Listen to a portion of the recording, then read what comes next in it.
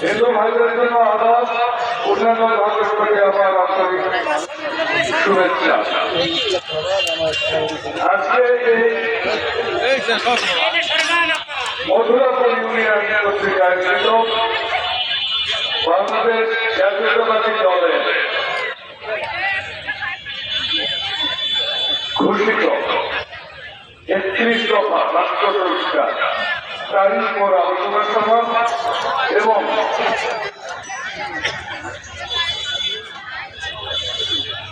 সংস্কৃতি সভা নাম দেওয়া হয়েছে। বিজয়ের মাস, স্বাধীনতা ৫৩ বছর পার হয়ে গেছে। স্মরণ করছে মহান বিজয়ী মাসে মুক্তিযুদ্ধে যারা প্রাণ দিয়েছে সকল শহীদদের প্রতি শ্রদ্ধা জ্ঞাপন করছে। শ্রদ্ধা জ্ঞাপন করছি বিগত ১৫ বছরে হাসিনা সরকারের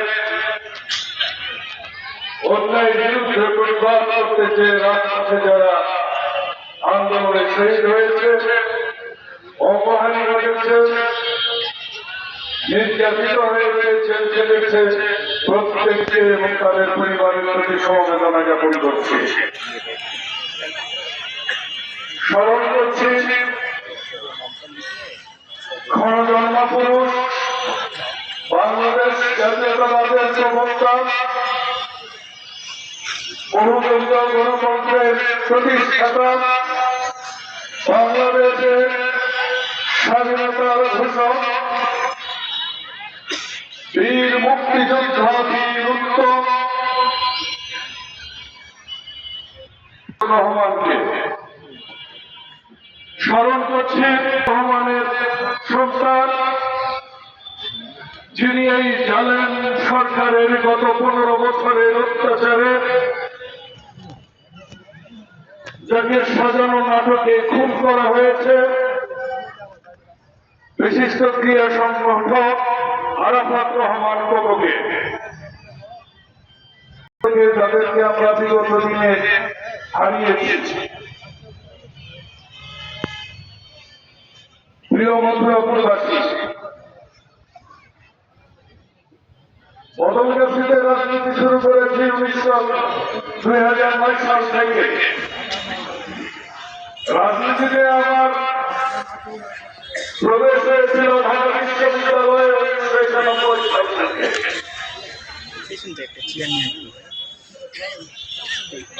২০০৯ সাল থেকে এলাকার রাজপথে ছিলাম, সমস্ত জাতীয় প্রোগ্রামে ছিলাম, রাজনৈতিক প্রোগ্রামে ছিলাম, নেতাদের পাশে ছিলাম, জনপ্রতিনিধিদের পাশে ছিলাম, জনগণের সাথে থাকবার চেষ্টা করেছি।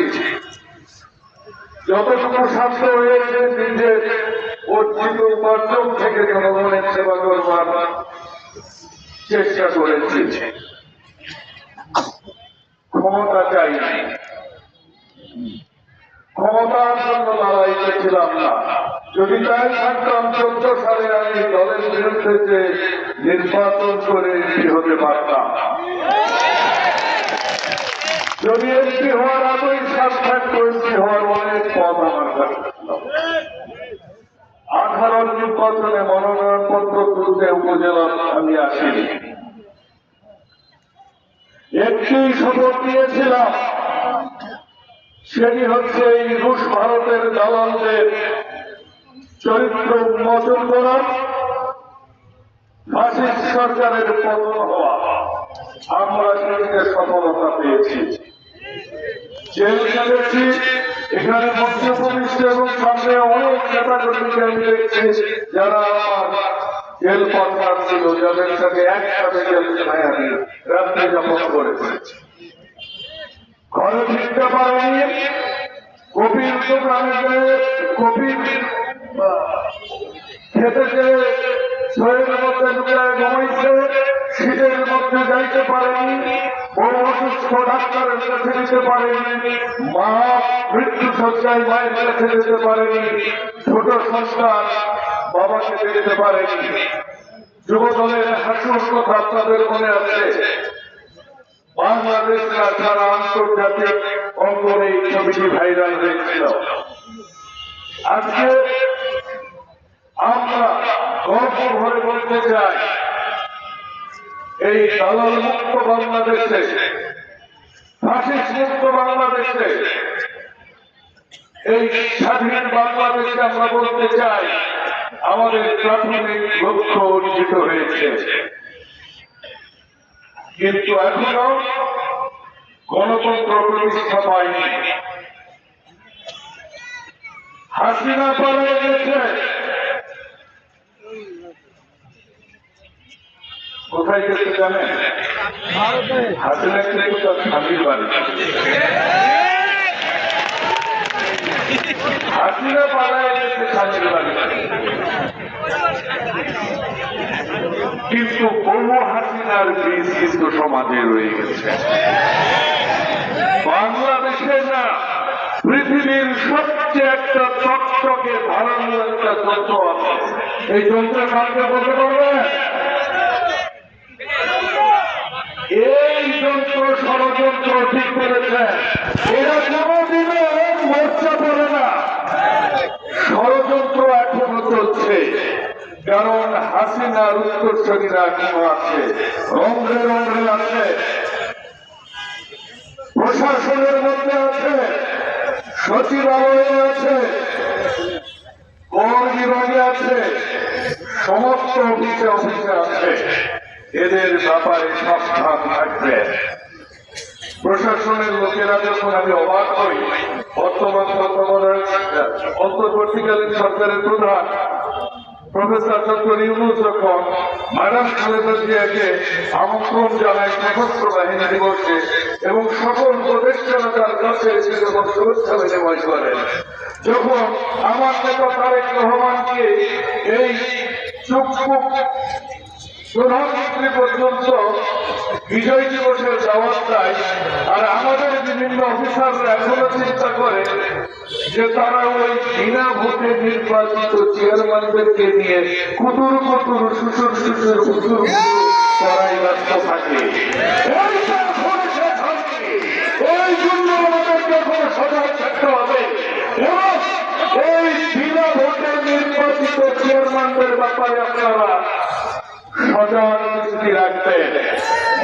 16ই ডিসেম্বর স্বাধীনতা দিবস, এই স্বাধীনতাকে, এই বিজয় দিবসকেও ছিনিয়ে নেওয়া হয়েছিল। একজন পাঞ্জাবি আরেকজন পাঞ্জাবির কাছে আত্মসমর্পণ করেছিল।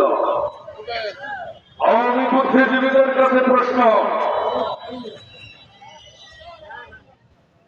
মুক্তিযুদ্ধের সর্বাধিনায়ক কর্নেল এমএসএ গনি ওসমানী কোথায় ছিলেন? কে কারা তার হেলিকপ্টারে গুলি করেছিল? আওয়ামী বুদ্ধিজীবীদের কাছে আমার প্রশ্ন, ঢাকা কবে দখল হয়েছিল? আওয়ামী বুদ্ধিজীবীদের কাছে প্রশ্ন, 9 মাস আমার দেশে শ্রমিক, মজদুর, ছাত্র, জনতা, কৃষক, সর্বস্তরের মানুষরা যখন মুক্তিযুদ্ধ করেছে তখন যৌথ বাহিনী কবে গঠন হয়েছিল? আমার জানা মতে ভারতের যৌথ বাহিনী গঠন করেছিল 6ই ডিসেম্বর। অথচ এই ফাসিস্ট সরকার আজকে বিজয় দিবসের প্রাক্কালে এই জন্য কথাটি বলতে হয়, ইতিহাসটা জেনে যায়। এই ফাসিস্ট সরকার, হাসিনা সরকার এতটাই নতজান ছিল। ভারতের আপনি উইকিপিডিয়া দেখেন, আপনি ইন্টারনেট নিয়ে দেখেন, ভারত এখনো পালন করে আসছে 16ই ডিসেম্বর তাদের বিজয় দিবস। কারণ তারা পাকিস্তানকে পরাজিত করেছে। তাদের সিনেমা, নাটক, সাহিত্য, সংস্কৃতি, ইতিহাসে এখনো তাদের লিপিবদ্ধ হয়। এখন বিভিন্ন সিনেমায় তারা দেখায় 71 হচ্ছে বাংলাদেশ নয়, 71 হচ্ছে পাকিস্তান আর ভারতের যুদ্ধ, যেখানে ভারত জয়ী হয়েছে। প্রিয় নেতৃবৃন্দ, আজকের বিজয়ের দিবসে প্রতিবাদ জানিয়ে হোক, বাংলাদেশের স্বাধীনতায় ভারতের কোন কুমতলব ছাড়া অন্য কোনো কিছু ছিল না।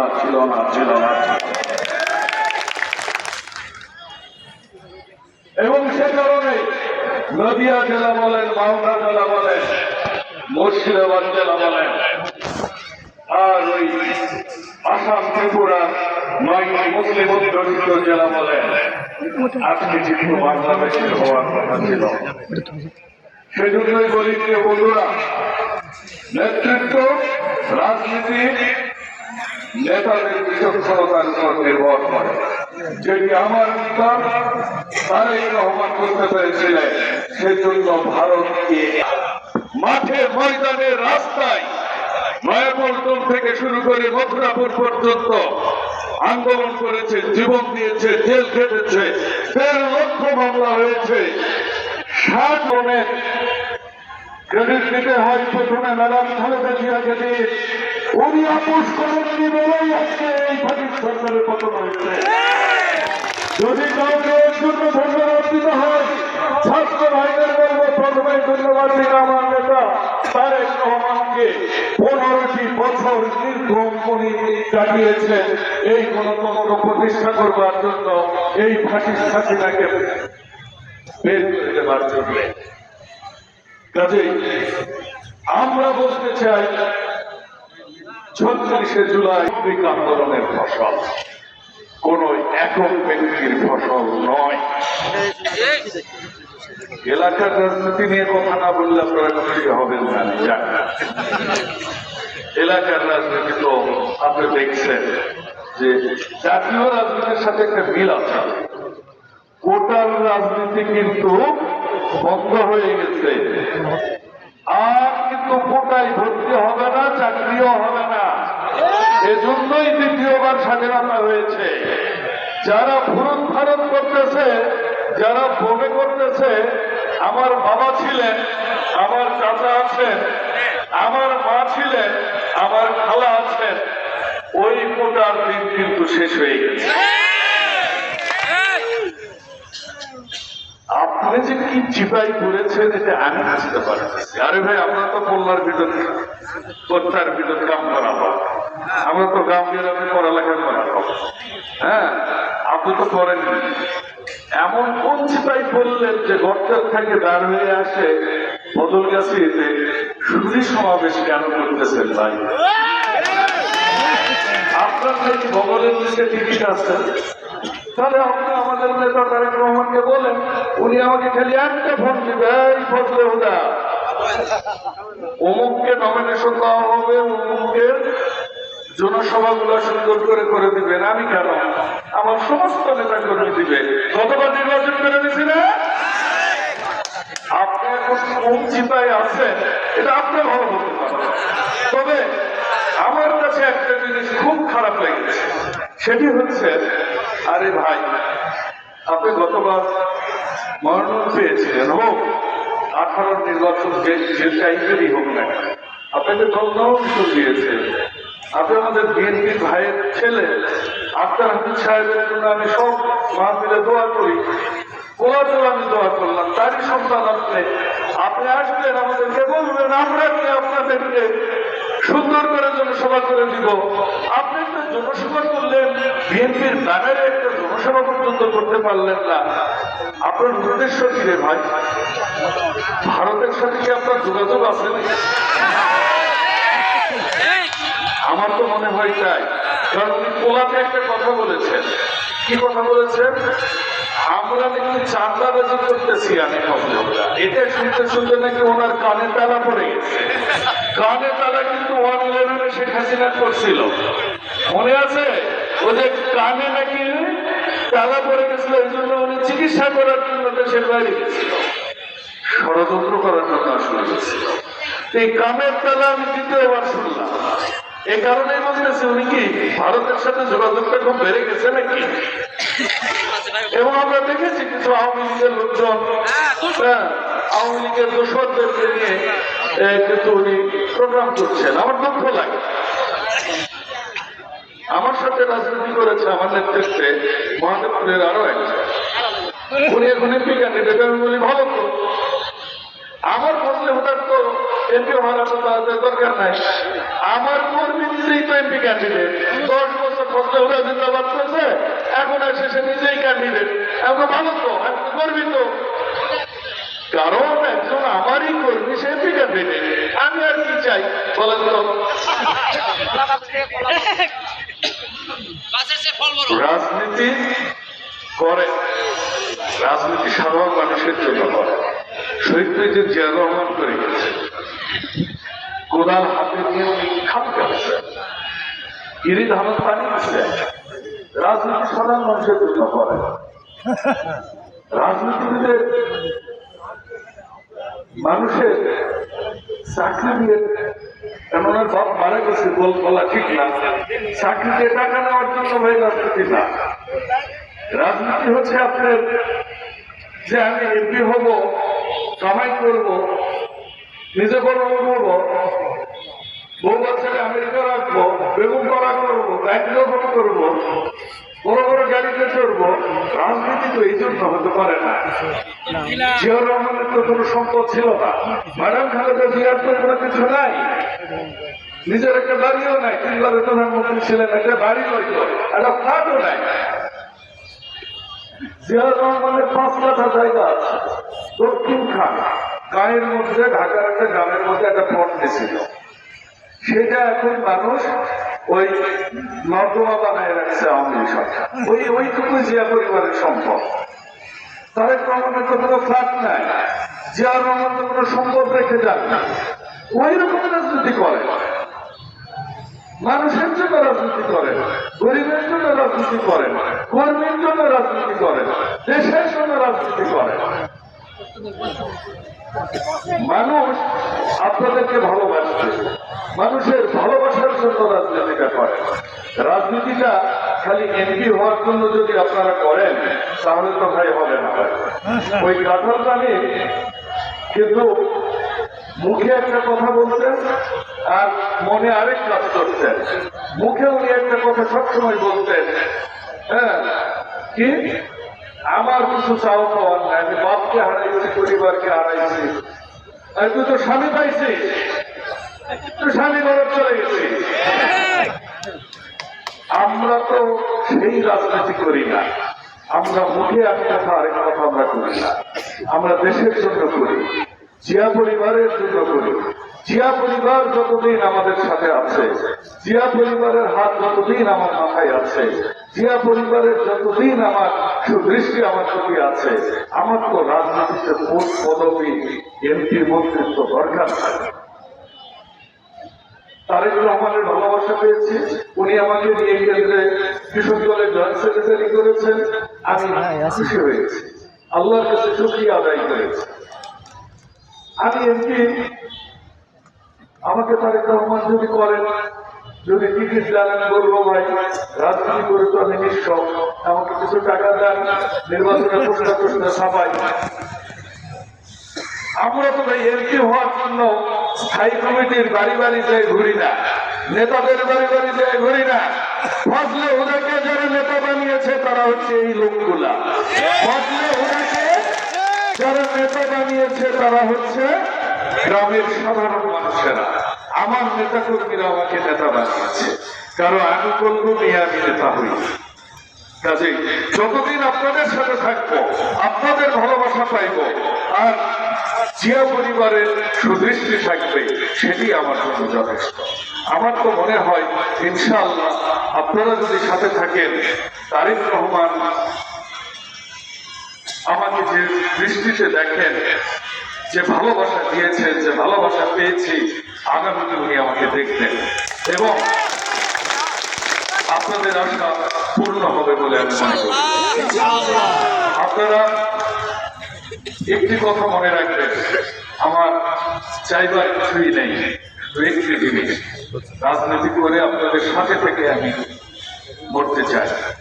আর মৃত্যুর পর কোন মানুষ যেন বলতে না পারে ব্যবহার খারাপ ছিল, এই চোর ছিল, এই গরিবদের গম খাইছে, এই সাধারণ মানুষদের ডাকেনি। এ দেশের লোকের সাথে বেইমানি করেছে, এ জনগণের টাকা দিয়ে বাড়িঘর করেছে, এ আমেরিকায় যে বাড়ি করে বসে আছে আমাদের টাকা মেরে, এমনটা যেন না হয়। মানুষের দয়া নিয়ে, মানুষের শ্রদ্ধা নিয়ে, মানুষের ভালোবাসা নিয়ে যেন শেষ জীবন অতিবাহিত করতে পারি। আপনাদের কাছে এইটুকুই আমার আবেদন। সবাই সুস্থ থাকবেন, আপনারা ভালো থাকবেন।